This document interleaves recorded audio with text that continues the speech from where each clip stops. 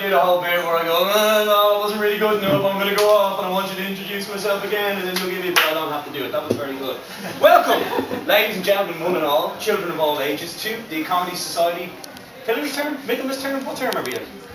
Hillary, there you go. It's our graduation gig. We've been teaching some of the finest comedians in all of Ireland for the last 6 weeks.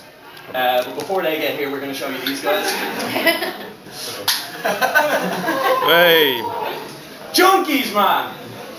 Got approached by a junkie there on the way in here because I was wearing the suit. I actually don't wear this suit for work, so I had to come home from work and change into it. I work in a warehouse. I started there about 3 weeks ago. And let me tell you, pulling the box off young ones doesn't mean the same thing to me as it used to.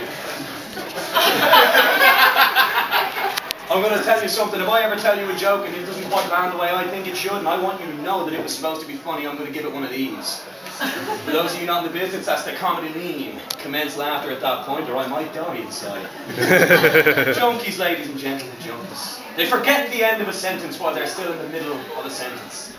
And which is even more difficult in Dublin, where one-syllable words become two, like hooer and doer. You know, have you got to your... go for the hostel there? I think they should all convert to Islam. Just because it'd be funny. Have you got $4.50 for the halal falafel there? Assalamu alaikum, brother. You know the recession is over when they're no longer talking in the same way they used to. You ever get approached by a junkie when the Celtic Tiger was going on? You got 350,000 euro to invest in a hedge fund. Yeah. We've got our list of people here tonight. I actually wrote some stuff down for organisation's sake because I didn't ever bother to remember any of their names. We have the fantastically talented Mr. Lynam. He's going to be with us tonight. We got Aidan Connolly, who I taught wrong, deliberately. I'm going to say Phil Dunn. What? Ryan. Dunn is better. We got Ellen Corby. She's going to be with us tonight. Hey. We got Ben Morgan, going to make you all laugh. He's taller than me, so I'm not going to stand beside him when he's actually on the stage. And we got Richie, whose second name I've forgotten, but that's him there with the long hair. He's always been the highlight and thread in the same sentence of my week every time he comes to class with a fistful of notes and jokes to be telling you, I'm not even kidding, and you're going to understand why soon. They've all been trying to keep up with him though, so I think he'll probably be fine. Right, before we go anywhere, I might as well explain that all this sound equipment here was meant to be for the traditional WWF style entrance music that they were all going to get to welcome them onto the stage.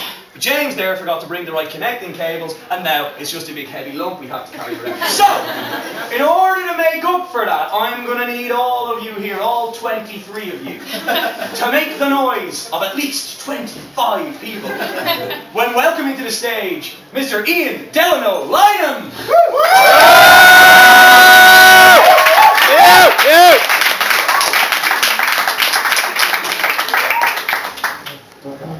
When I was caught by the guards sniffing bicycle saddles in the women's section of the Trinity Gym, they offered me two choices: jail or Manus and his comedy course. I would have been out by now. Right, well, I thought I'd start by talking to you a bit about ads for reasons that will become clear, some of which I've had a great dislike for over the years. The first, which I'll mention, is the Burger King. If any of you remember him, he has kind of a leering, death mask face with a mustache and beard and crown, basically, like a king.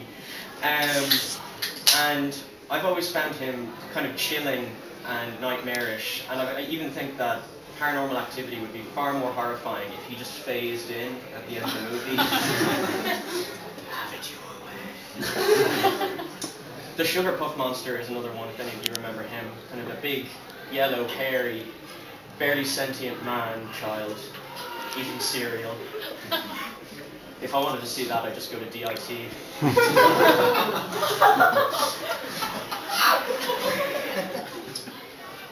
I don't make the rules, I just enforce them. Right, well, the reason I've chosen ads to start with is And when I first started writing comedy, I was about 16, and there were two things that I wrote, both of which were provoked by ads. The first one was the penguin barb jokes, which you'll notice have definitely dropped in quality over the years. An example being, what do you call a penguin in the desert? Lost. I mean, that's not even a joke, it's just a statement. So there were two I came up with, just from the depths of my dark, twisted soul. The first one is, why did the penguin stick his head in the oven? He was bipolar.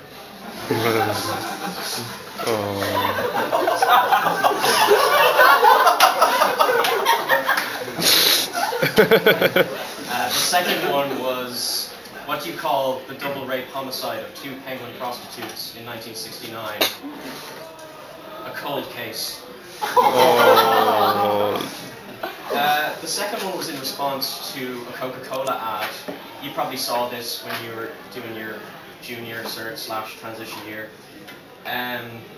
It has this fella who really fancies this girl, and he brings out a bottle of Coke and starts going, it's for you, and it's supposed to be really touching.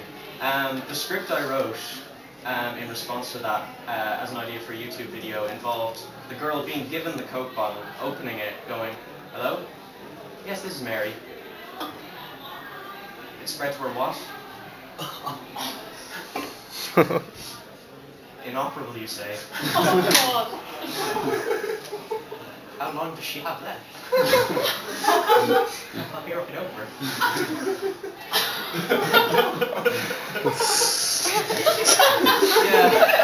Yeah. I mean, there's certain pitches that you might want to not throw in advertisement meetings. An example of which would be not to make Kermit the Frog the spokesman of Tampax. To illustrate this, I brought these little boys, which I've used for my first two gigs.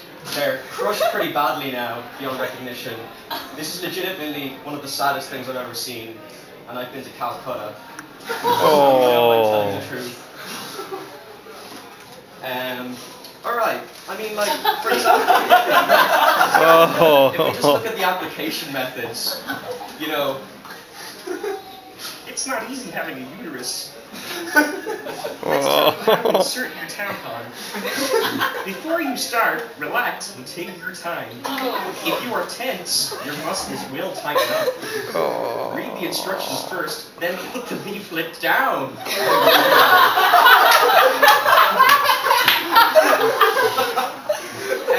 Around here somewhere is the greatest use of the phrase always that I've ever seen in an instruction manual. Always, ladies, check that the last tampon has been removed before inserting a new one. Good news, Miss O'Brien, you're not barren. There were just a fucking 50 dozen fucking tampons stuck up there. Jesus. Another thing that gets on my nerves is when people talk down to other people through ads. For example, if any of you have seen a film recently, any film at all, you'll see this ad with kind of a middle-aged fella going, talking about blind people, and he just goes, now I want you to close your eyes, and you can kind of hear this noise as if there's people cheering. And he just goes, blind people don't want to just hear the action secondhand. They want to live it. They don't. They want to see. It got even worse. There was stuff like, you know, to people with visual impairments, it isn't just black and white. It's not. It's fucking nothing. They're blind. You may notice I seem a bit jaded this evening. The reason for this is I received a text that every man is terrified to get from my mother. If we could just get someone from the crowd. You, coffee? Yeah. I just want you to read out that text to prove that I didn't make this up. What were you doing on the PC last night? Absolutely disgusting. and there seems to be a virus or something on it.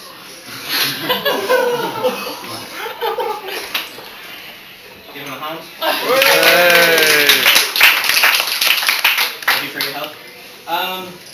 I actually think grotesquerie was always in the stars for me from the day I was born. I found this out when I was on Urban Dictionary, and I looked up my name, and found that it was in fact a verb. Definition: to become so violently ill that you projectile shit and vomit all over the walls and floor while simultaneously ripping the sink out of the wall. This act is done at a party with the door open. E.g., the bathroom is destroyed. You pulled solid Ian everywhere. Yeah. I mean, I think it's a miracle that I managed to get into third level institution, let alone breathe. I should be the other way around, but fuck it. You know, I'm not a very stable individual. Like, what's the thing called when you French kiss for the first time? Frigid. Yeah, I lost my frigidity when I was 17. At an anime convention.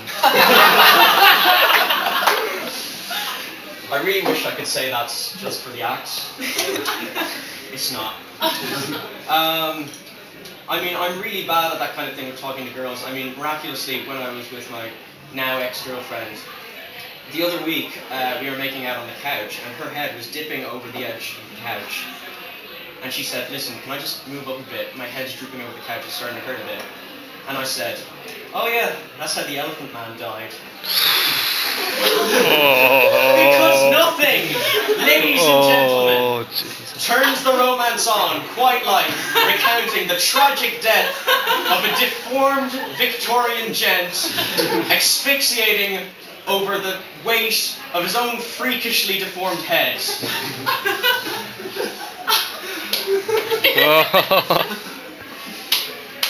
I don't think I can come back from that, really. I mean, there's other ones I could go through with you. For example, there was a fella that I went to school with. This is the second last thing I'm going to tell you.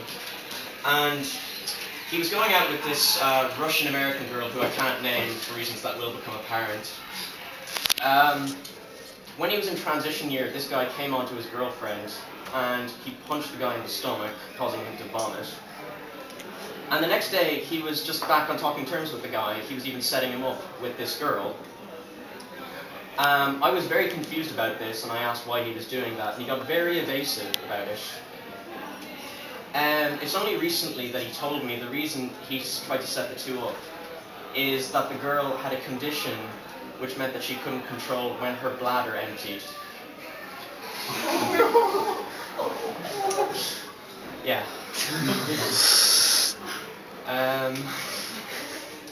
I mean, you can't blame him because he had a condition which, when disgusted, caused him to shit himself. So it balanced out quite nicely in the end. The last thing I'm going to tell you is something that I remembered when I was in Galway. They were asking about guiltiest orgasms. And I'll just tell you the story of that, how that happened. When I tell you the first sentence of this story, you will kind of know what's coming. No pun intended. In 6th year, I was on a school trip to Germany. Quite unremarkable in many ways. I did get arrested, nearly get arrested at one stage by the Polish police because I was cycling along the autobahn. The teacher was miles in front, so I had to take the brunt of it. Anyway, because of the leaving cert and study stress and all that, and the fact that we had to share a flat with a baby in it. No. It's worse than that. I hadn't knocked one off for over 2 weeks, so tension in a very special area was beginning to build. I mean, you guys know what I mean. I don't see why he's trying to wash his hands of this. Something you don't really know about ComedySoc is that thing about them being brought together by a neutral love of comedy. That's bullshit.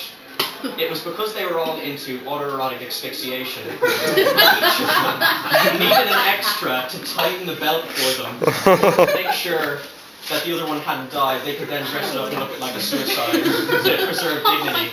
They tried to call themselves Wank Sock, but their name was taken by a group that would later go on to be known as the CSC.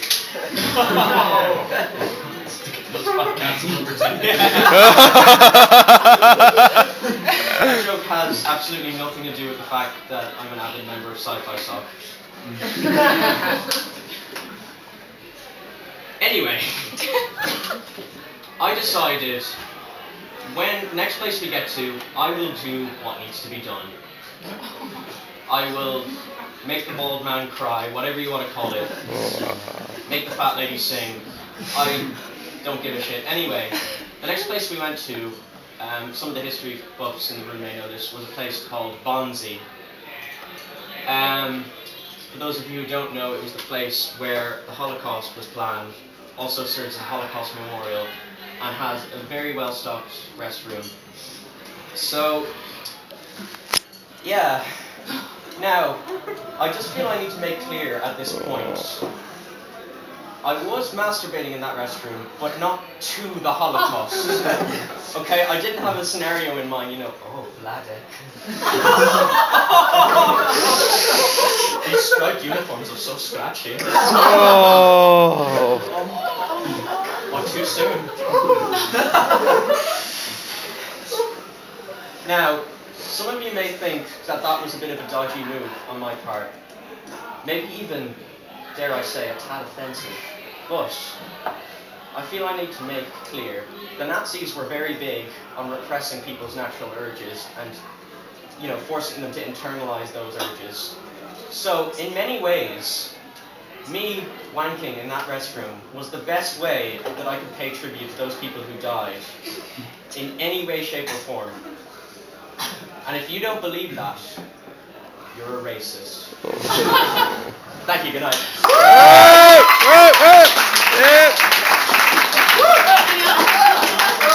Give it up one more time for Ian. Yeah. I would like to point out that he wrote the majority of those jokes before I met him. I'm not taking responsibility. Nah, he's funny, right? He nailed the tampon insertion class that we do as part of the 6-week program. It was funny actually, yesterday the UCD comedy graduation gig was on upstairs in Doyle's. It's a true story, right? I mean, that happened. I went to it because I wanted to see what the story was, how it compared to this. So they were good, they had all the basics. They had pull my finger. They had why did the chicken cross the road? They had how many Trinity students can you fit on a 46A? They all have chauffeurs. Wrestling's out of the Olympics. Did you hear this? Maybe not. Maybe you don't pay as much attention to wrestling as I do. Maybe you didn't even know it was in there, but it is. The oldest Olympic sport. It's been in there since the very first Olympic year. Olympiad, I believe, is the term. And there's a lot of people up in arms about this because it's such a pure sport that embodies the Olympic spirit. I watched wrestling in the 90s. I know how this one's gonna go now. It's 2020. Jacques Raj, president of the International Olympic Committee, walks onto the main stage at the opening ceremony. A dull hush around the audience. A spotlight. I don't know where Mr. Raj is from. I've decided Transylvania. And now many of you are planning on... Now he's Scottish. You never know when these things are going to... Planning on watching wrestling at this year's Olympics, but you won't get to. Because wrestling has been banned from the Olympics. And Stone Cold Steve Austin enters the arena and delivers the mother of all stunners. And Kurt Angle wins the go for America. That's how that one's going to go down. Before we bring on our next act, I'm going to introduce one of the many lists I've written for this evening. I was a little bit worried that it might be a little bit rude, but then Ian's set happened. It's an excerpt from an article I wrote for the Goldfish magazine. Come in, the newsstand's near you. Chris isn't here, so probably never. So I might as well read it out to you now. It's more people than will ever pick up the magazine and read it. It's from a column I'm writing called Turning It Up to 11. 12 things to say at the point of orgasm to take things up a notch. Number 12. You won't get that out in the cold wash. Number 11. I think you broke it. Number 10. Don't look at me. Number 9. Make room for Daddy. Number 8. Well, it's the big show. And number 6. I'm melting.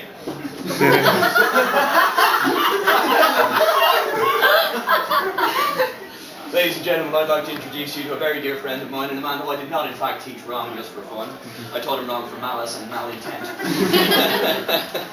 A man who doesn't need a watch to know what time it is, Mr. Aidan Connolly.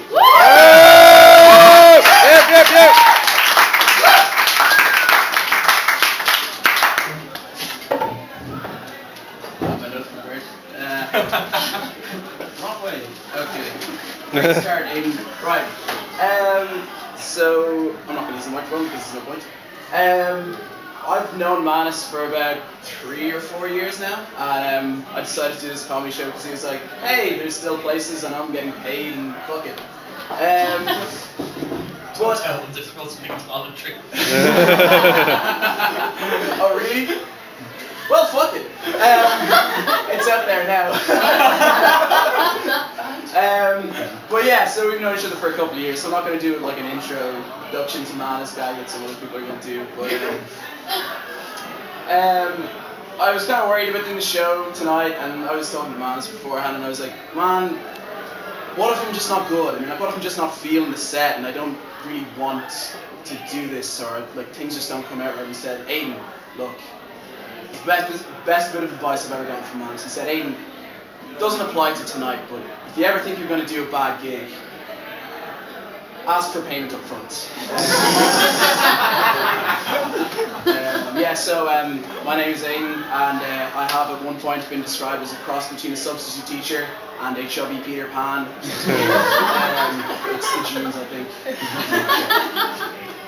But I'm from the country, unlike most of the acts tonight who are, I think, majority from Dublin.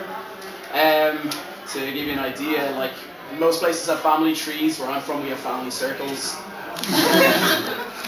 But like it's strange. Like in those kind of places, people seem to grow up a lot faster than they do in Dublin. So like I mean, I'm 21, and I have friends that are like, they have kids, like they have houses. Some of them have careers. I have a favorite superhero. So I decided to come to Dublin to kind of, to come to college, obviously. So I came to Trinity, and anyone from the country here, apart from Phil, obviously. But yeah, so you know that like when you go home, it's like, oh, you go to Trinity. Oh, it's very posh, you know. And it's true because I mean Trinity is the only place in Dublin where the chavs wear actual Burberry. You need to be classy to know where to steal that shit. So there are jokes here. Yeah, so I came to Dublin, and I kind of adopted it as like a bit of a spiritual home for myself. Like I love walking down Grafton Street and watching all the buskers. Like there's some great buskers down there, but there's some of them that I don't kind of get. For instance, the human statues are something that I've never really understood, because it's like what's the motivation? I mean, like what's a good day for a human statue? So it's like, yes, pigeon shot him. He really believed that I was a statue. But I think I actually have it figured out, because human statues are actually just really enterprising junkies. They can sit still all day, get paid for it, and huff as much paint as they want. But yeah, no, Dublin's great. I mean, I got the bus up here in Dublin once. Literally once, I mean, look at me. There was pretty much just me and like 3 or 4 other guys. All of them sitting down the back, all of them about 14, 15, very, very shabby. And like, I was there, and they decided to make me the focus of their attention, as they do. They're being loud, they're being obnoxious, they're playing their shitty music through their fucking Samsung phones or whatever, you know. And but they decided to, they start throwing paper at me and like calling me, faggot, because I decided to have a shower that day.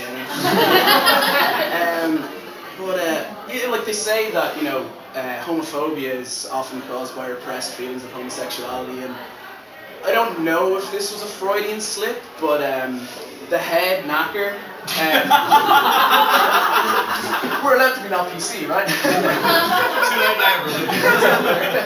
now, the head guy, and I knew he was the head because he had the least teeth. He stands up and he says, "Here, I'll let you rape me."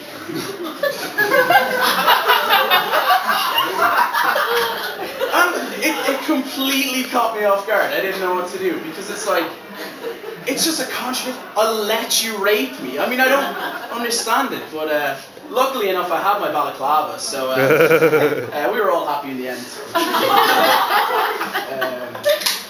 I'll give you one last story anyway. It's kind of Dublin related, so we'll throw it in there. A friend of mine plays bagpipes, and bagpipes are a very depressing instrument. So he gets asked to play a lot of funerals. This is going to a good place. But he got asked to play at the funeral of a homeless guy. And he was asked by kind of someone that he doesn't know. It was like one of his friends and the missionary or whatever, and fucking asked him to play for this funeral of a homeless guy. And the paupers' graves, I suppose you call them, are they're a little bit further out than they'd usually be for a church or for a church graveyard. And so he got a little bit lost in the way. He ended up being about an hour and a half late, but he finally got there, and everyone's gone. Anyone that might have known the guy is gone, if anyone even turned up at all. And the priest had gone as well. All that was left there was the guys who were actually digging the grave, and they were having their lunch. And he was considering leaving, but he said, "No, I'm gonna go, and I'm gonna do this." So he walks up to the graveside, and not even a proper coffin. I mean, it's just a plastic box in the ground, which just makes it even sadder. And he told me, and he said to me, "Aidan, I played that day, and I played my heart and soul. I gave it everything. I left a part of me there that day." He said that the guys that were working there, they stood up and they came around and dropped their lunches and shed manly tears because this was playing for a man who had no one came for him. No one was there when he really needed him. And he played, and he gave us everything. And he left. And he told me that as he was leaving, the guys that were working there, they said, "Jesus, lads, strangest septic tank installation I've ever done."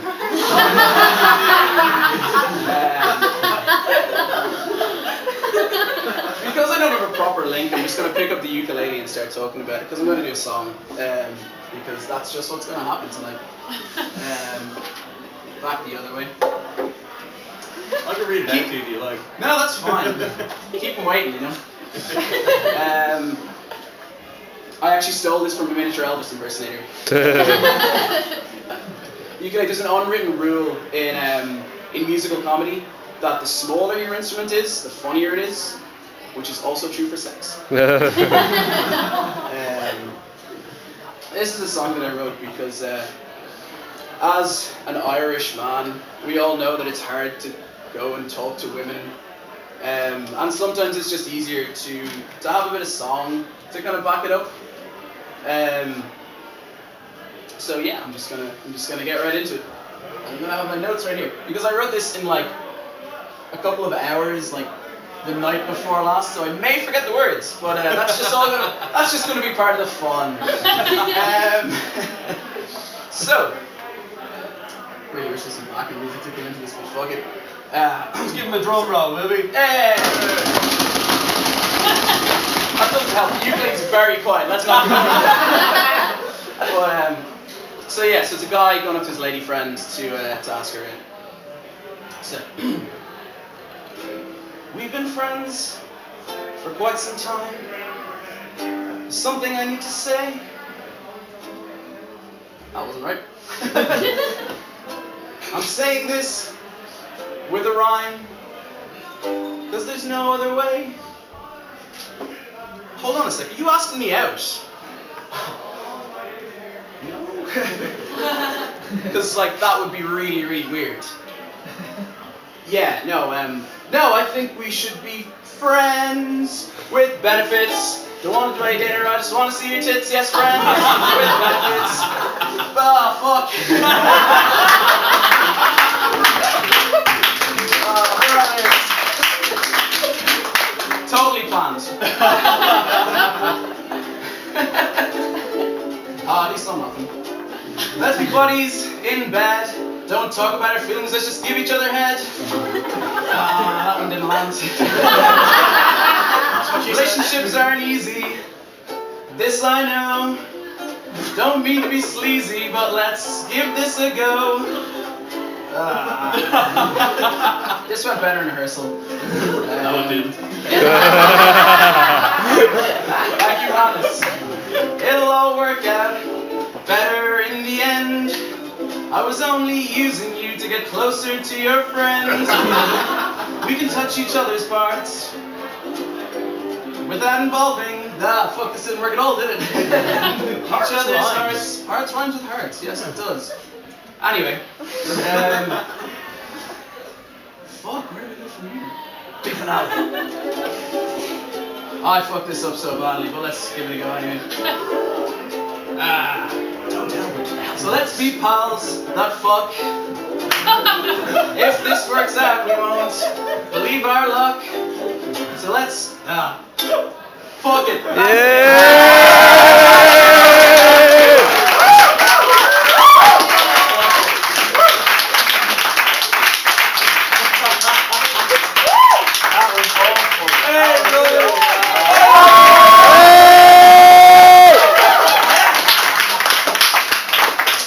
It's actually something I didn't point out at the start of the gig, but most of these guys find out that today's gig was today, last night.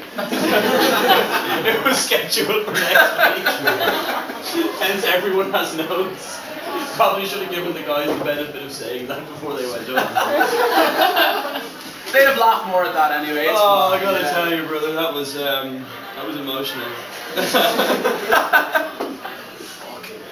Oh, that was fine, brother. I enjoyed that. You know what? Time for Aidan comedy. Now he's got the jacks for a wee and a cry.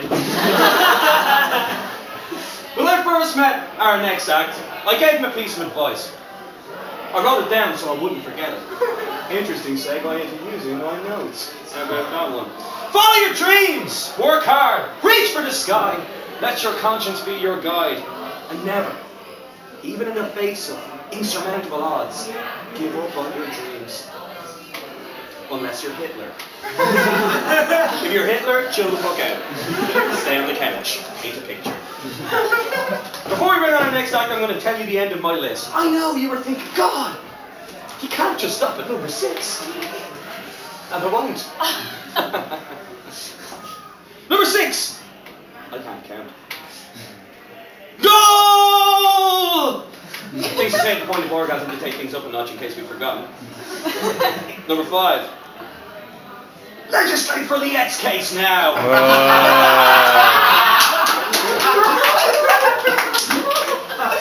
Number 4. Put that in your pipe and fuck up.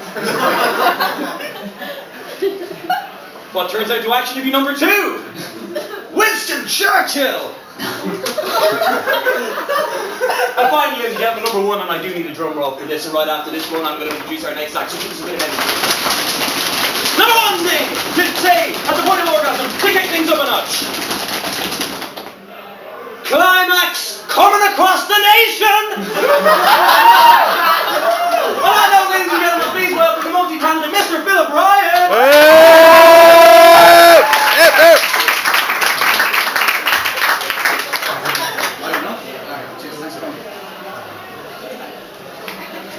Hello all, I'm Phillip. This whole wrestling thing, I know nothing about it, because where I grew up, we had 2 channels, RT1 and RT2, so we're kind of back arse nowhere, and that's a lot of my jokes now. stemmed from that and the fact that it's 4 brothers who physically and emotionally scarred me for life. Anyway, moving on. Where I grew up, there was one pub, one church, one school, and a post office. And it's your typical Irish village, and a lot of stuff happened in it where you don't like thinking about or talking about it. But something that always makes me laugh is when this guy who we call Chewbacca, he'd hair on his neck that he waxes his neck. That's it. But anyway, this guy it was around the time when camera phones were just coming into phase, and he decided it would be a good idea to take a picture of his bodily organs and send it to somebody. But the next day in school, when the next day on the way home from school actually, on the bus, the girl who he'd sent it to started freaking out at him, being like, "You're disgusting. You are so fucking disgusting." And it came out actually that they were related, which is fucking hilarious in my point of view anyway. I don't know, I'm warped. But anyway, the funny thing about living in Tipperary is the stereotypes. I don't like them sometimes because they're not all true. Like, I grew up on a farm, but a lot of people didn't. And I don't, obviously, but the thing that always makes me laugh is the fact that the stereotype for people living in rural Ireland is, oh, you're all sheep shaggers. Most people don't have access to sheep. But everyone else is a hot cousin. Anyway, where I'm from, near us, Donohue House Hotel, they host the Miss Mockra pageant. Now, if you don't know about what Mockra na Firma is, it's this youth organisation for people between the ages of 17 and 35. I have nothing to do with it. I only know about them because of this. And it's a beauty pageant based on, Father Ted, the Lovely Girls competition. That's where they got the joke. It was this pageant. The women, they have to do sheep shearing and throwing calves around and baking and this kind of shit. I don't know. It's the Miss Mockra pageant, but we call it the Miss Modra pageant. Lovely girls, though. Moving on. The church plays a big part in rural Ireland. They rule with an iron fist. Oh God, that makes me feel terrible just thinking about the fist and the church and Anyway, but my mum is very religious. We're planning for a heart attack when my little brother comes out of the closet. That's gonna be funny.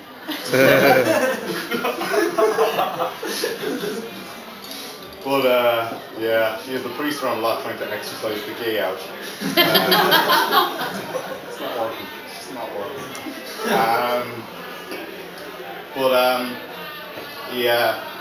The Catholic Church's stance on abortion and that, I don't really agree with it. On the one, I don't know. I don't know what to think, to be honest. On the one hand, you're killing babies. But on the other hand, you're giving women a choice. I'm all for killing babies, giving women a choice.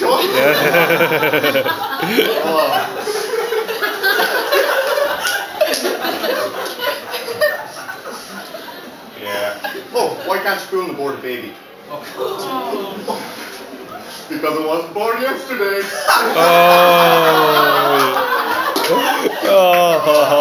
Yes. Highway to hell. That isn't the worst thing I've ever said. Oh God. This I've never actually. This isn't my fault. Okay, this wasn't even a joke. I was told. Basically, my cousin and his wife were having a baby, and I was told that they were pregnant. And this was very far into the pregnancy. I was like, alright, grand. And then they came to visit at Christmas, and I was like, oh, where's the kid? And everybody just went, what did you say? I was like, what? Like, they hadn't told me what had fucking happened. I've been away for like 3 months, and they hadn't fucking told me what happened. Needless to say, I got no presents that Christmas.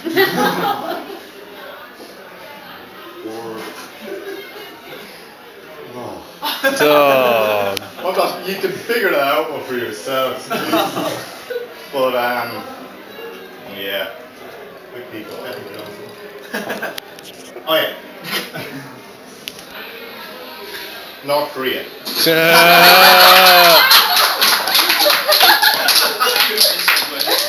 don't know about that section. I don't get why they're so fucking like crazy and cruel over there. But I think the explanation is because they have no soul. Oh. Give it a comedy link to Which is funny because they're not ginger.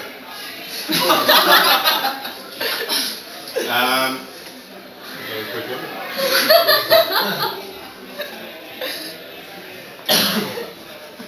Seamless.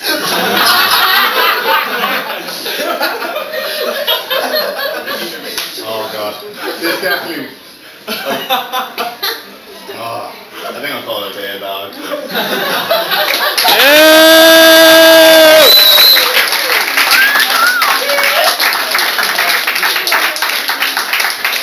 Brian, ladies and gentlemen. Yay!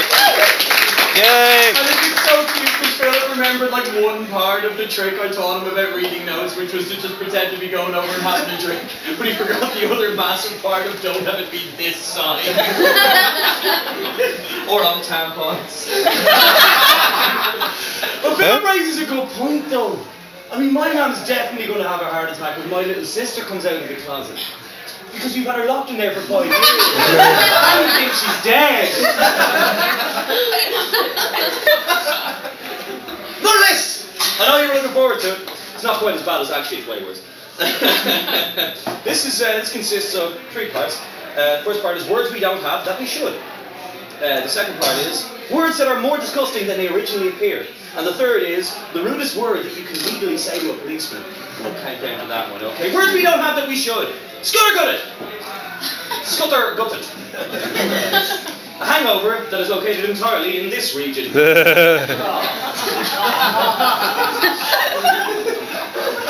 even pretend we don't know what we're talking about here.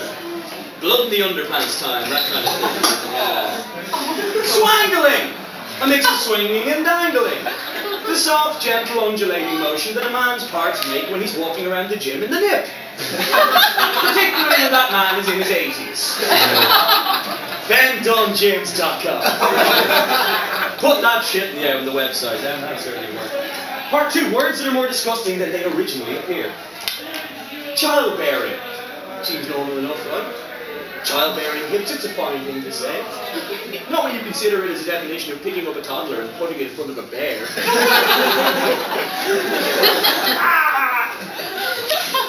Anticlimax. I know it's disappointing, but when you think about it as the orgasm that the brother or sister of your father has. Anticlimax, right?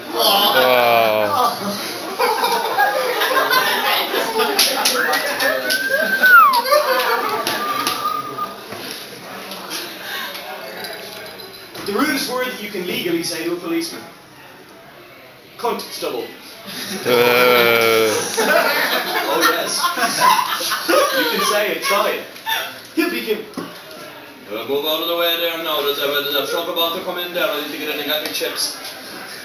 Oh, I'm sorry, cunt stubble. Actually, it's guard. I thought it was cunt stubble. It's not. And I swangle away. Ladies and gentlemen, boys and girls, we have a real treat for you today. Our next act is, hands down, the funniest woman who will be performing tonight. You've got to give her a lot of respect for sitting through the 6 weeks, 5 weeks, whatever it was, of classes with us. You could call us people, I suppose, but it might be a little bit much. Put your hands together, then pull them apart again, then put together and do so in a rapid fashion, and give some cheers for Mrs. Ellen Corby.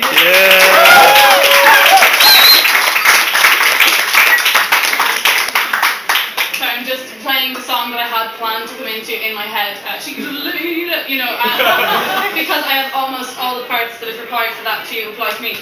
So,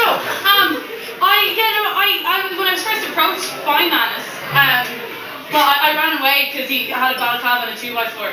No, sorry, I always feel that the word approach sounds a bit rapey in and of itself.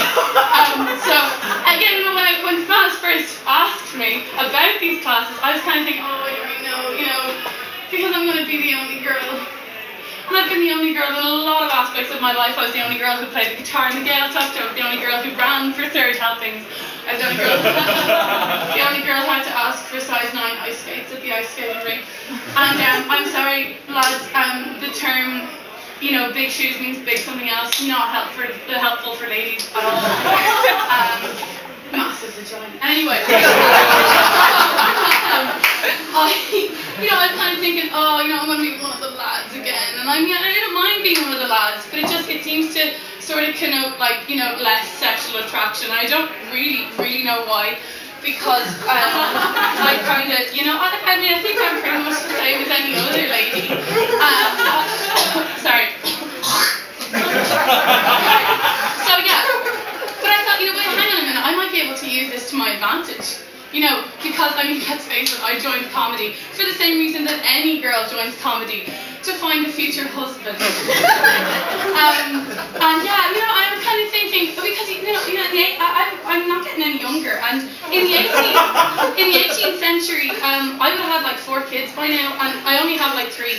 So, I better get a move on. I mean, I think they're mine.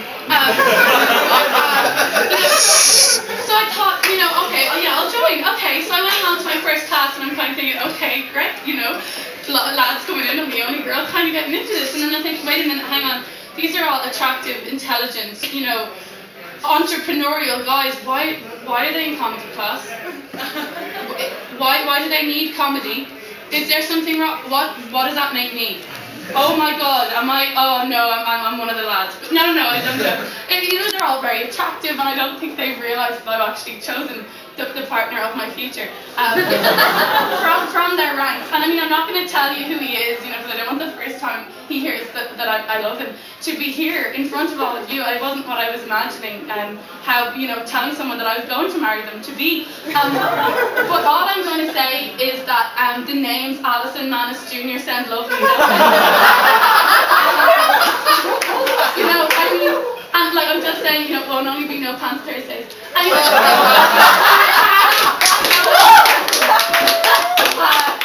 My little lion Manus. No, okay, I'll stop. So yeah, but there are different rules with girls and guys, you know, the kind of jokes you can tell. I mean, the lads have made me feel so comfortable. Of the penis joke. So yeah, you know, and actually it became very apparent to me the other day when I was talking to this lovely young man, gentleman really, you know, he's the kind of guy you could just tell he was really, you know, well-groomed guy. I mean, he looked like he had a shower every month whether he needed it or not. So, you know, he kind of pulled back this to talk to me. And I was talking to him for a while. He was a really lovely guy, but I just couldn't take my eyes off one aspect of his appearance. And you know, I'm kind of going, oh, I'm going to say it. I'm going to say it because I have this condition, an illness really, where I can't not say what I think. And that combined with the total lack of shame is a really deadly combination. And you know what I'm talking about, you know, so, I'm kind of, you know, looking at him and going, I'm going to say it. I'm so sorry. Do you realise you have your hand down your pants? And, like, it's something that I don't understand. And I've seen it in everyday life. I actually once saw a guy, no word of a lie, I shit you not, walking down the road, one hand down his jocks, and the other hand holding the hand was incredibly uncomfortable. And, you know, just... And so I wanted to know why, and I said, okay, are you aware you have your hand down your pants? He said, yes. And I said, Grant, just checking, want to know, are you checking it's still there? Somebody stop me, he's going to stab me. And he said, no, I'm keeping them warm, mate. And I said, well, you keep mine warm too. Stop it! So I'm kind of thinking, like, what is the female equivalent to this? Like, is it normal? Because I was thinking, oh, this is finally been explained to me. Keeping your hands warm, that's a fantastic idea. But I don't think that guys understand how strange it actually looks. And I was just wondering, like, because I kind of think this is probably the closest I could get to the same situation. I'm just wondering, I mean, I don't know, does this make you feel uncomfortable? I don't know, it's too, and I was just kind of wondering what the effect would be, and now I don't know how I'm going to finish, because one side of me is going to take your hands out of your bra, the other side is going, do the comedy lean!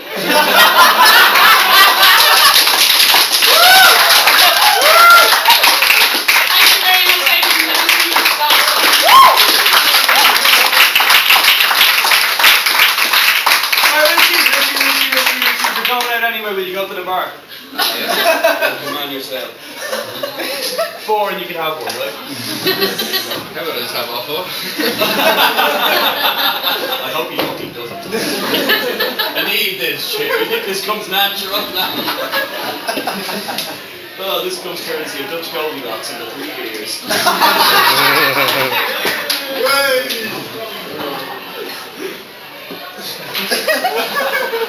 And you never have a foreign friend.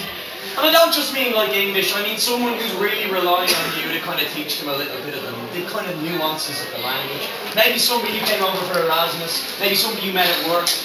I had a few of them. We had one guy we knew came over from one of them exchange things that they do here in Trinity, where you come to get a real taste of Ireland as it was in the 18th century. A man called Angel, good friend of mine, still lives here actually, he seems to like the place. He's from Bulgaria, but his English, I mean, really, miles better than my Bulgarian. I don't even know they have their own language. There you go. But there were certain things he didn't quite get, and there were still things you could trick him into doing. And one such example is we were outside Beshoff's. Jesus, there was Beshoff's in Temple Over, was that in Temple? I don't know, it was definitely Beshoff's though, and I'm not changing it for comic effect. That's where it was. And we were sending them in, we were gonna get a couple of batter sausages, get a few battle burgers, and a bag of chips. What? It's chips. You fucking, he thinks it's chips. Brother, it's pronounced chips. I can't believe I was saying it's wrong for so long. South African now. I was saying it wrong for so long, I couldn't believe it. Now, why did you not tell me? You guys are such jokers, you should have told me that it's pronounced. Don't think anyone's told them it's not chips.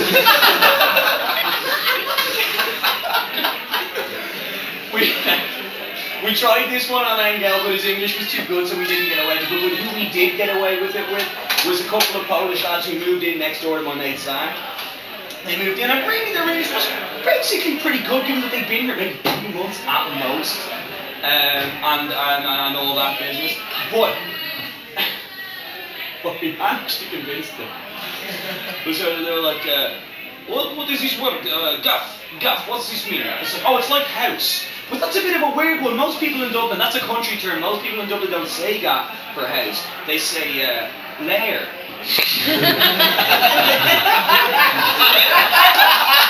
How am I to think that there's 2 Polish lads buzzing into coppers on a Tuesday? Good, my darling, you dance really well. Your skirt almost covers all of your bottom. Would you like to come back to my lair?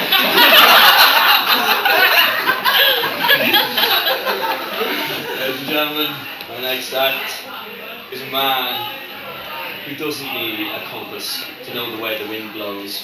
Because a compass is not for that. Mr. Ben Morgan.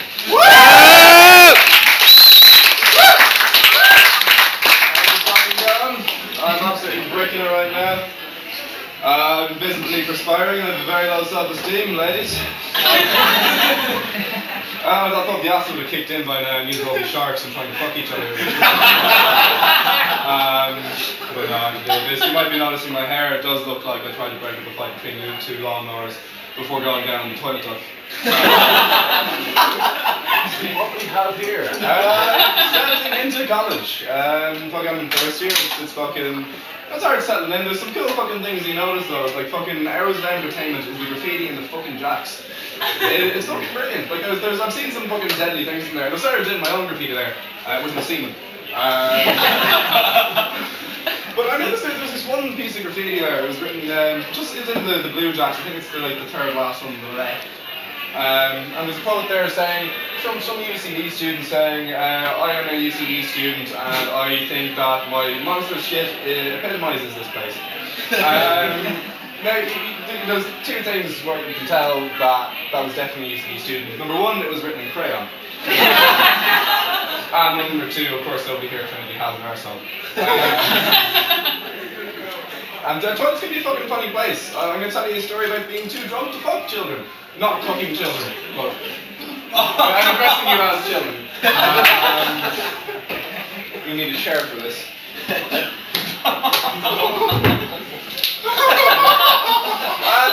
Okay, so it's a filthy story about me fucking someone in the jacks. Now, I'm not a fucking player by any means, but I was punching above my weight this night. I just happened to be in the right place at the right time, a lot of the fucking time. It's pretty awesome, right? So we're fucking sitting there, and so I pull this knot, and she's like well above my fucking class. She's like fucking supermodel looking thing, and the classy gent I am, I said, do you want to go to the jacks? So I fucking drag her in there, consensually. I should point that out. And the dynamics of this still puzzle me to this day of how this went down, because we were both way too drunk to fuck. We were fucking falling all over the fucking place, and she can't get her fucking heels off, right? So I just had to fucking pull her tights down, sort of around there. They kind of stopped around there. I'm sitting down on the toilet like this. We're not going to have to put, the dynamics of this are very weird, I don't know, I could only have done it if I had a few cans in me.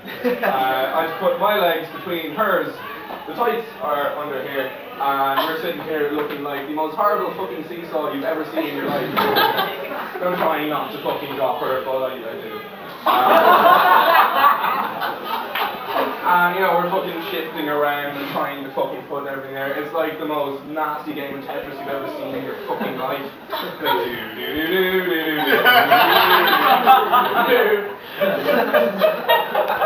It lasted about that long as well.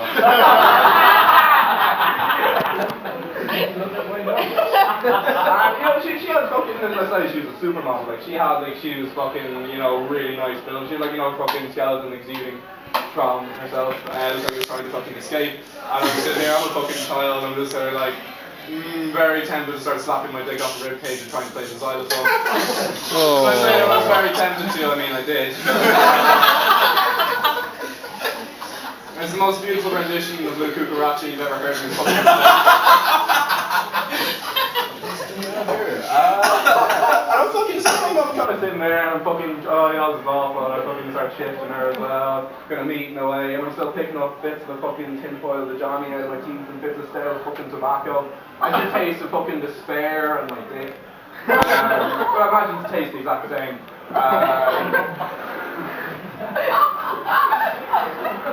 And on the subject of sex, girls, I don't know if anyone's ever gotten this, where you walk up and you see a lot of these girls in clubs going like, me and my boyfriend had sex like 6 times last night. And I'm there like, wow, that must have been really fucking disappointing sex. You should not be able to shoot out 6 loads in a night, lads. Like, come on. You work that out, you shouldn't have the time to shoot out that many loads. You think about it, like you could be going 5-10 minutes of fucking pop, like, that's just fucking disappointing. I just suffer a lot of disappointment as a child, fucking, but my dad particularly, he usually got for 2 minutes and then tried to sleep on me.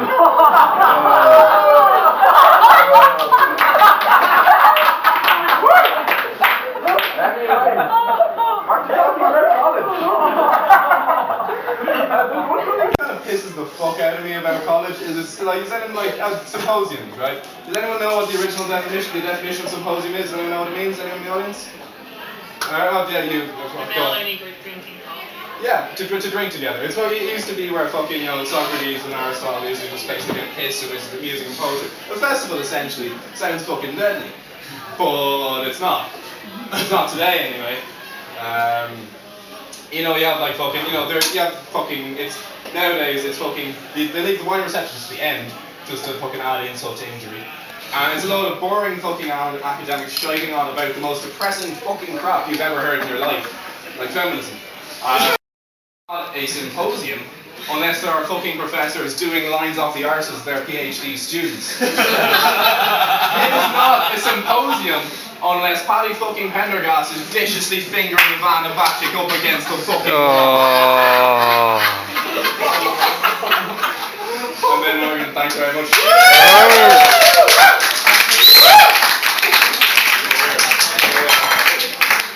Taxi.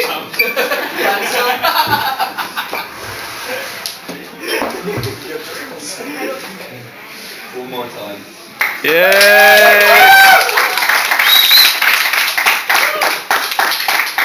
You might be wondering why Ben's set was so heavily laced with sex, and the reason is that we really didn't spend a lot of time learning comedy in the 5 weeks we were doing it. Given that he was in a room full of comedians, we just spent the entire time asking the tall, handsome man what sex was like.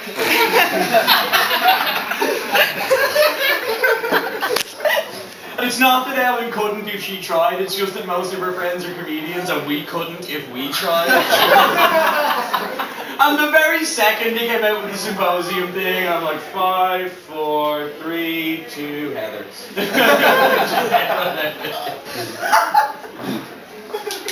You saved the room. Otherwise they might have thought we were stupid. Or playing along for the bit. Whatever. This budget recently, it ain't that recently, because I'll be honest, I wrote the joke when the budget came out, and I'm not changing it, so it's really putting the squeeze on, isn't it? I mean, we thought we knew what a recession was, we did. We did. I mean, I took a sample poll, listening to people bringing in to Joe Duffy, they seem to know the score. They're really feeling the pinch, yes they are. This household charge, that's a big deal. Really, people are feeling the squeeze in every strata of society.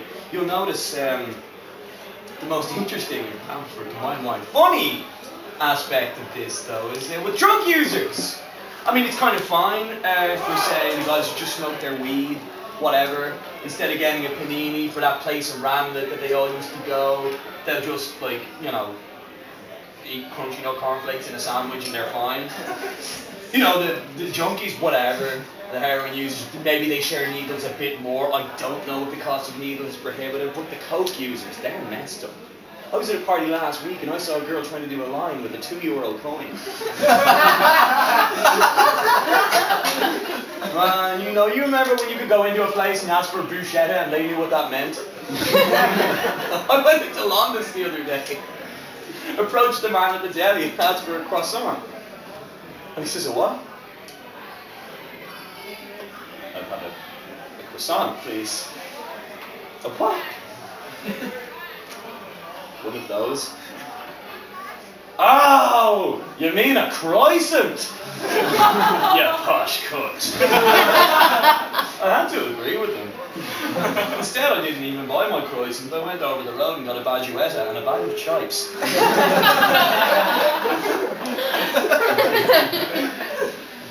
Ladies and gentlemen, there are no words to describe this next man.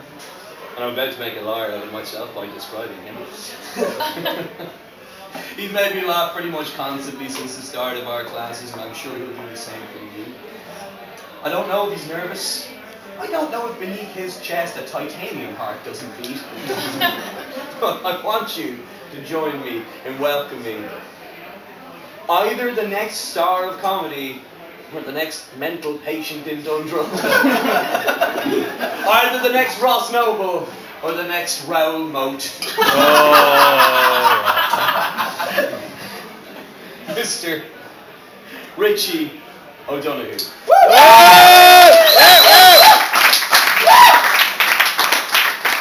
We can go in one of two ways.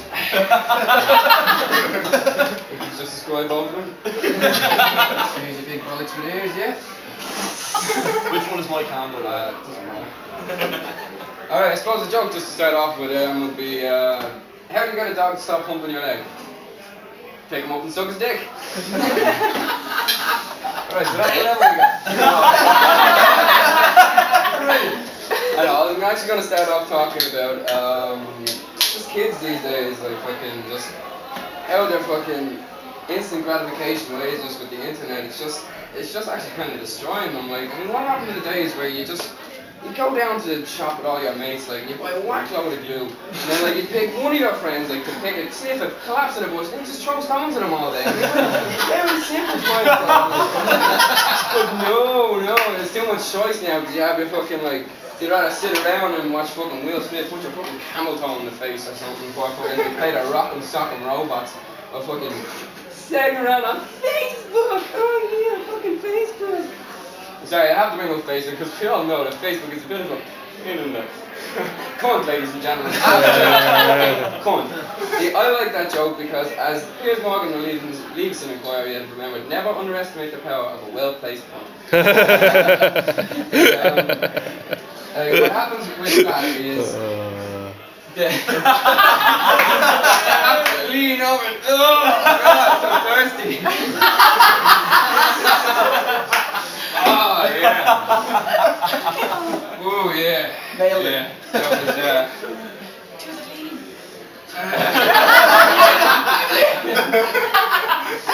oh yeah, no, sorry. Facebook is the most ridiculously misconstrued piece of shit that's ever been fucking invented. Like, have you ever gone on at the weekend, like fucking? It's just like shooting retards in a fucking box. Like, you start going like, honest to God, like fucking like. It's Ireland. At the weekend, it should be implied that you have been drinking, but then you get all these messages like, oh no, the captain got me again. Oh Jesus, I'm so fucking hungover, like. Oh, fuck's sake. People like that, they put comments like that, deserve to have the fucking back of their head stapled to their arse and fucking get 12 cross chin first into a fucking wood chipper for fuck's sake. They honestly are that bad and deserve everything they fucking get.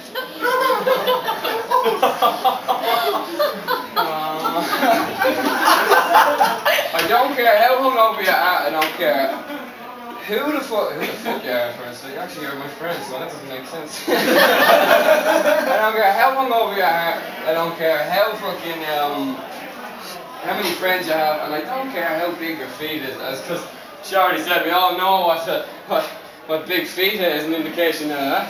Huh? Yeah? Yeah, that's right. Actually, you were wrong. It's the size of a woman's clit, not how deep the latch is.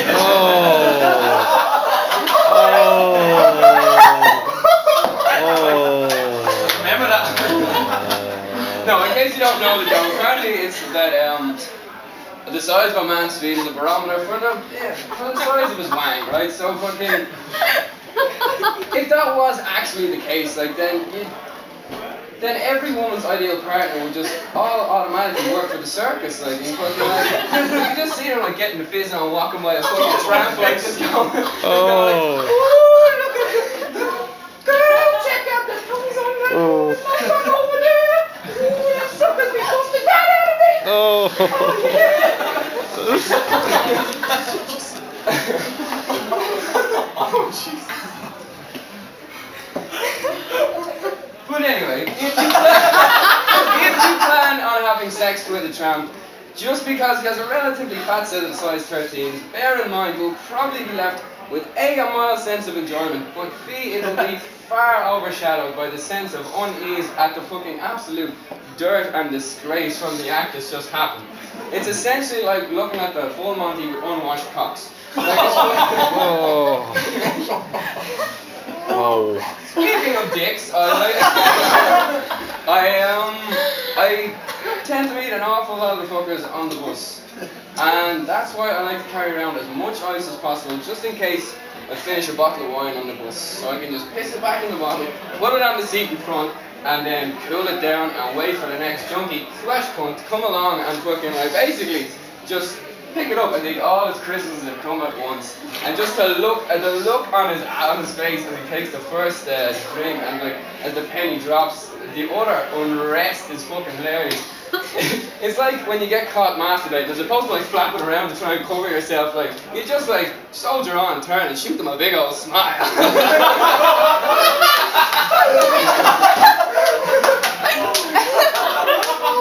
Alright, that's probably most of the film out of the way. Perhaps this invention I came up with will be a little thing.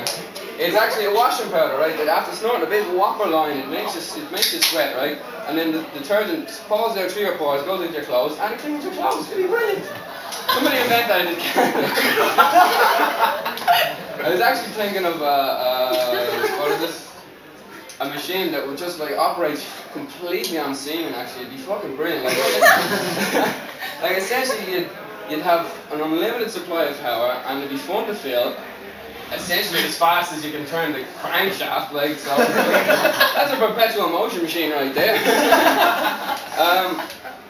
Although I did kind of get a bit depressed when I realised it had already been invented, and I was about to name the son cow. Anyway, I was actually talking to one of my mates there recently, and he was trying to get a chicken off one of his farmer friends.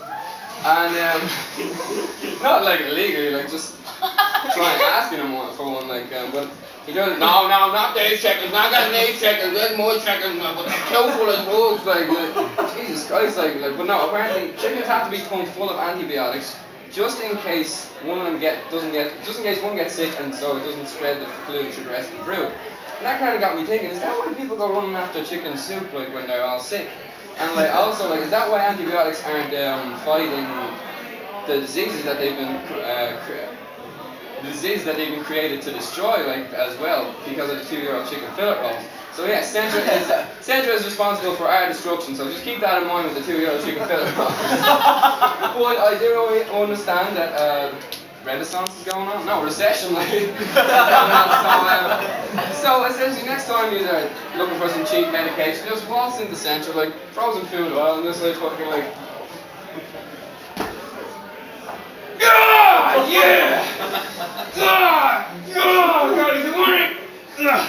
why I'm regularly inserting these chicken fillets is because it hits the blood-brain barrier. So much better. I can feel its medicine goodness in deep in my loins. Oh God, it feels like it was violated by an octopus.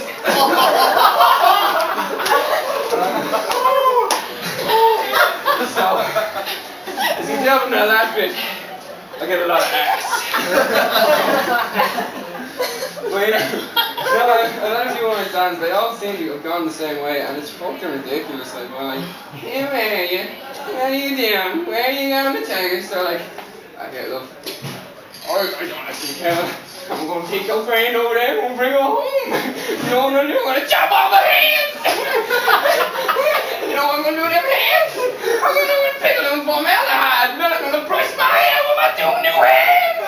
It's going to be good. I'm going to recreate the scene from Home Alone with my brand new hands for 4 hours. Oh yeah, it's going to be good. Then I'm going to play a game called Handstand. I don't know what that entails just yet, but I know I'm going to stand me on some hands. Oh yeah. And then we're complaining you don't shave your pubes. I don't see the point in shaving your pubes when you can just carry around a box of 2 big and go, there you are, love, just because I'm a classy bastard. But it would be hard to find the rubber toothpicks though for like the L ones and all, you know, like, well, that in the bag. Right, I'm gonna go out on this one. I was having a conversation with my brother, and it turned out that he didn't know what a scrotum was. Now, I found this fucking hilarious, because, now bear in mind, he is 30 years old.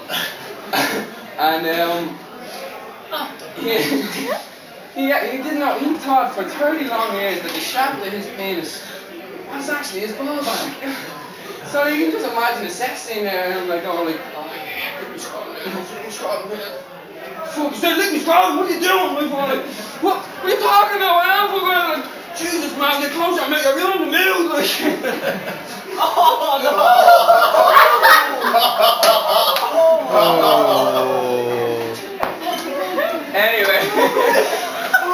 before I get to see it, I also found out in that conversation that he didn't think that dairy was, that yogurt was a dairy product, and there it was. One of the best euphemisms for jizz. Scrotum yogurt, now leave us on that.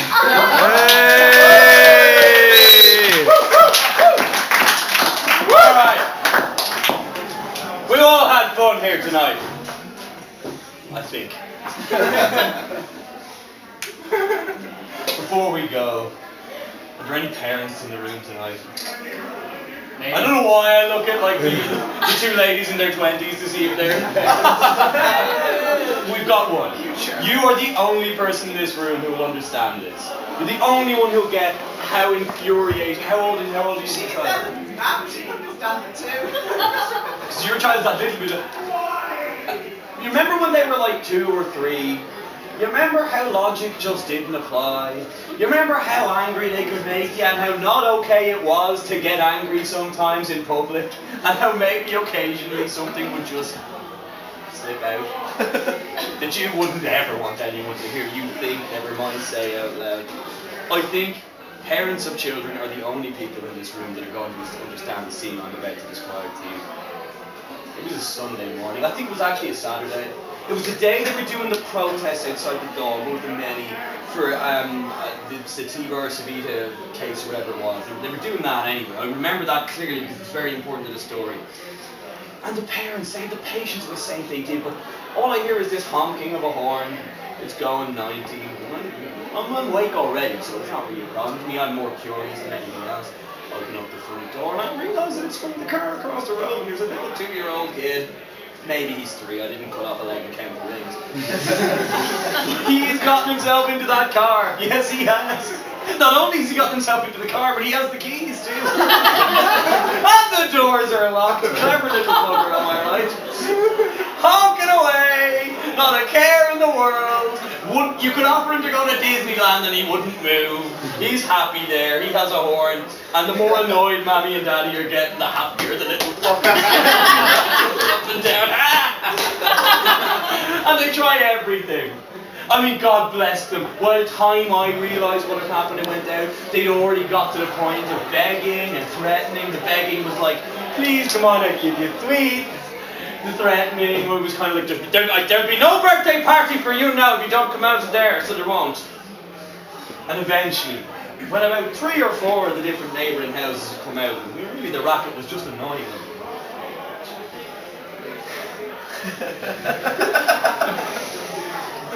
She must have lost her mind. Maybe a mother of a child wouldn't even understand this, but I'm giving you the benefit of the doubt. These words come out. If you don't get out of that car now, I'm going to put you up my jumper, take you to the doll, and have you aborted. With that, ladies and gentlemen, I would like to welcome all of our comedians back up to the stage, all of our new comedians. And I want you to dig deep into your hearts. I want you to get down